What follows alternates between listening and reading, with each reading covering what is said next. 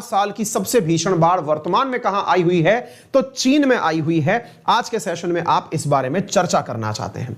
चीन के अंदर भी विभिन्न प्रकार के राज्य हैं।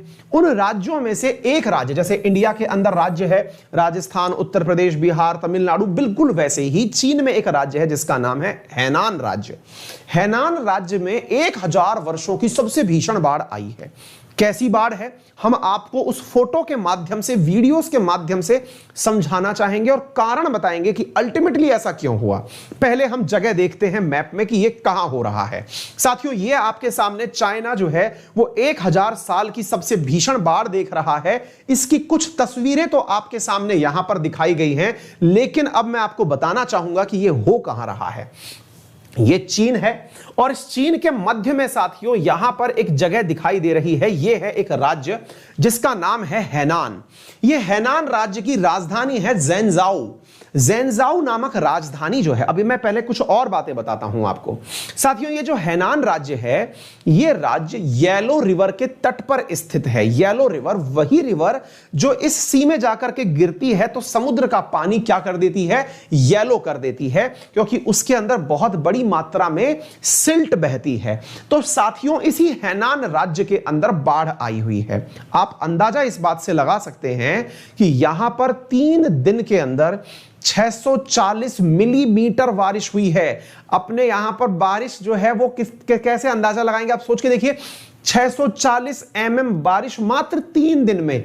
1 साल के अंदर जो होती थी बारिश, वो यहां पर केवल 3 दिन में हो गई। और सबसे बड़ी बात, इस बारिश का भी 1/3 हिस्सा यानी कि लगभग 225 mm बारिश मात्र 1 घंटे में हो गई। आप अंदाजा लगाइए साथियों, इस बात की गहराई इस प्रकार से पकड़िए, जिस राज्य में बारिश जो है साल भर में जितनी होती थी वो 3 दिन में हो गई, और 3 दिन में जो बारिश हुई उसका भी 1/3 हिस्सा 1 घंटे में हो गया। सामान्य भाषा में हम इसे बादल फटना कहते हैं।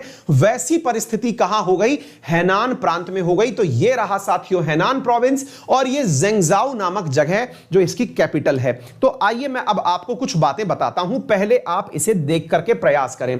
साथियों, येलो रिवर के किनारे पर स्थित है कौन सा, ज़ेनज़ाओ स्थित है। ज़ेनज़ाओ जो डिस्ट्रिक्ट है, ये ज़ेनज़ाओ जो कैपिटल है हैनान प्रोविंस का, ये कहां पर है, येलो रिवर के किनारे पर है। अच्छा, यहां पर कुछ बाढ़ से आप अंदाजा लगाइए। देखिए, जो अचानक भीषण पानी आया उसको आप इस प्रकार से अंदाजा लगाइए कि ये मेट्रो के लिए बनाए गए जो सबवे होते हैं, मेट्रो जब टनल में चलती है तो उस टनल में इतना पानी भर गया कि टनल में फंसने से, चाइना खुद कह रहा है कि 15 लोगों की मौत यहां टनल में फंसने से हो गई, पानी टनल में भर गया।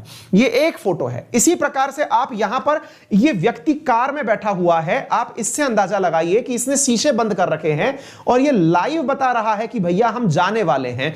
ये सड़क पर है, इसको अंदाजा नहीं हो रहा है। इसकी कार का शीशे के ऊपर पानी आप देखकर अंदाजा लगा सकते हैं कि इसको भी पता है कि कुछ देर में इसका भी गेम ओवर होने वाला है। ये लाइव फुटेज बता करके विदाई ले रहा है।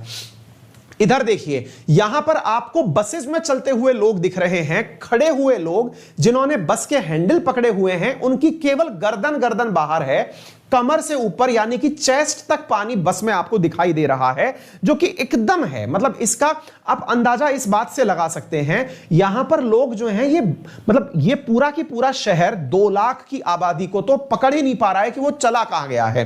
ये स्कूलें हैं जिसके अंदर देखिए आप अचानक पानी भरा, और ये 20 जुलाई की न्यूज है साथियों।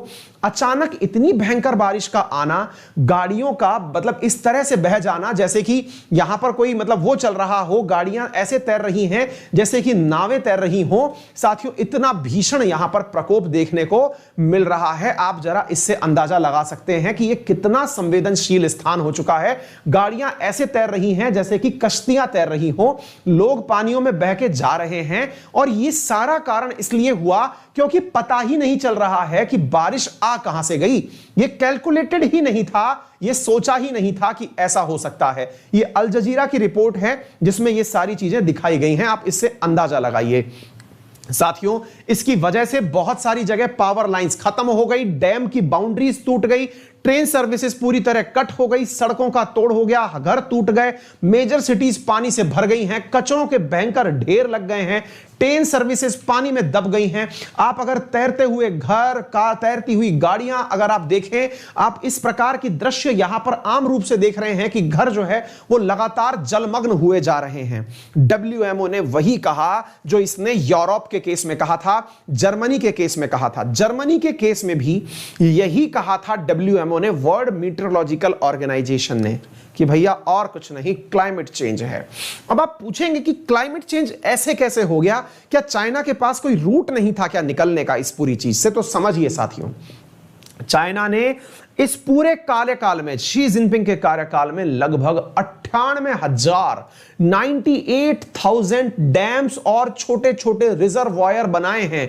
आप इससे अंदाजा लगाइए और कारण समझिए, देखिए कितना लॉजिकल कारण है। और अगर आप इस कारण को समझेंगे तो आपको निश्चित ही यह पता चल जाएगा कि बांध मतलब कारण क्या रहा।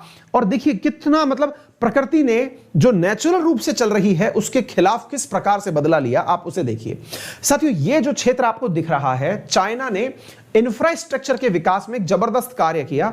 हम सब भी चाहते हैं कि ऐसा कार्य हमारे देश में भी हो। और क्या कार्य किया साथियों? इसने अपने पूरे देश में लगभग अपनी नदियों पर 98,000 डैम बनाए। कितने? 98,000 डैम्स हैं लगभग चाइना में इस समय।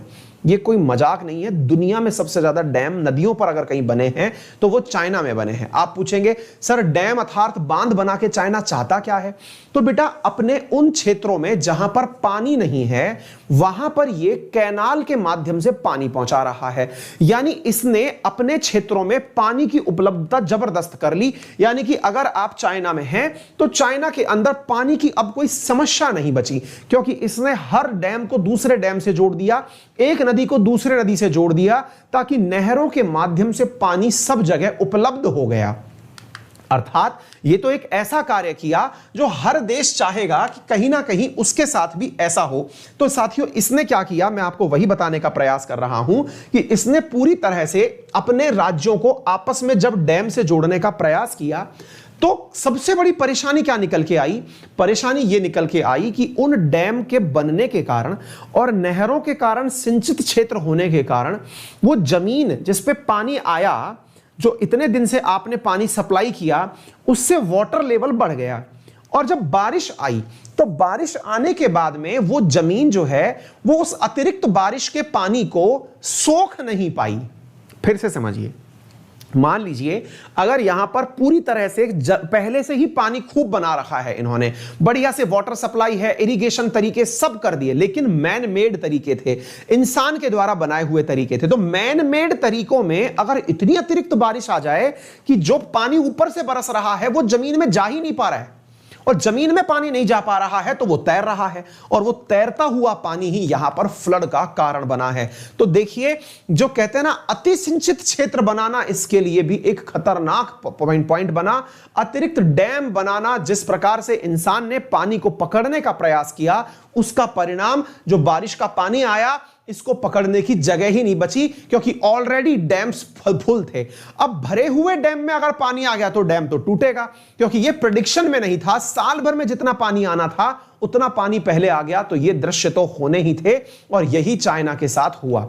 दूसरा जो कारण पर्यावरणविदों ने बताया कि भाई बाकी तो सारी बात सही है, लेकिन एक सवाल अभी भी बड़ा छुपा हुआ है, और वो ये है कि साल भर का पानी 3 दिन में कैसे बरस गया?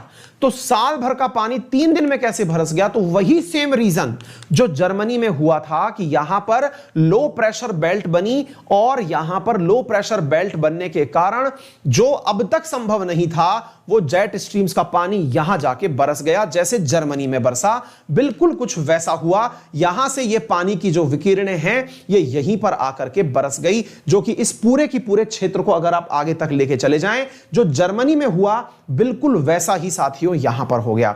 यह किसका कहना है? वर्ल्ड मीटरोलॉजिकल ऑर्गेनाइजेशन का। साथियों, पर्यावरण जो इन दिनों चमत्कार दिखा रहा है उसको शब्दों में समझाना बहुत मुश्किल हो गया है, समझाना आसान नहीं हो रहा है, लेकिन फिर भी एक्सप्लेनेशन देने के प्रयास किए जा रहे हैं।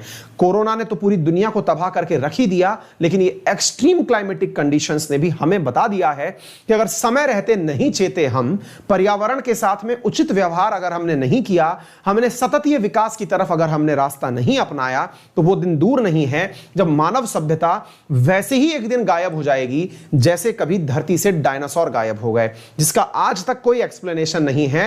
हो सकता है कि प्रकृति कहीं अपना इतना विकराल रूप धारण कर ले कि आपको ये एग्जिस्टेंस का, सर्वाइवल का ना पता चले कि सिंधु घाटी सभ्यता कैसे खत्म हुई, डायनासोर कैसे खत्म हुए। पता चला इसी एक्सट्रीम क्लाइमेट कंडीशन से एकदम मानव जो है वो इतिहास बन जाए। तो सतर्क रहिए, सावधान रहिए और घर में